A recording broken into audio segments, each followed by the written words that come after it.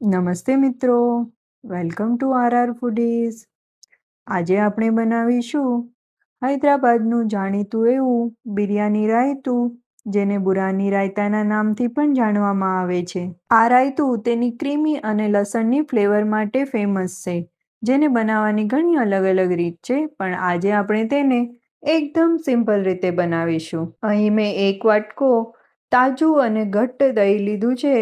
હવે તેમાં અડધી ચમચી શેકેલા જીરાનો પાવડર, લાલ મરચું તીખાસ પ્રમાણે, સ્વાદ પ્રમાણે મીઠું અથવા સંચર પાવડર ઉમેરી વિસ્કરની મદદથી બરાબર ફેટી લઈએ, જેથી તે એકદમ સ્મૂથ થઈ જાય.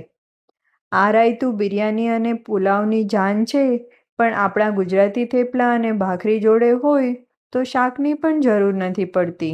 હવે આ રાયતાનો અસલી સ્વાદ લાવવા માટે એક નાની ચમચી તેલ ગરમ કરી તેમાં 7 થી 8 લસણની ઝીણી કળીને કટ કરીને એકદમ ગોલ્ડન બ્રાઉન અને ક્રિસ્પી કરી લીધી છે. આ ગરમ ગરમ વઘાર આપણે દહીં પર રેડીએ.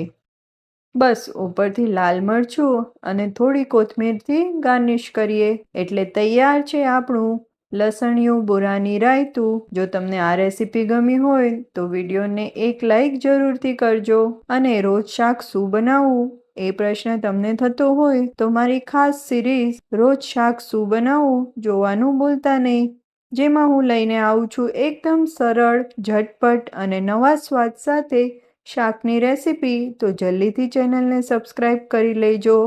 હું સ્નેહા ફરી મળીશ બીજી રેસીપી સાથે. આવજો.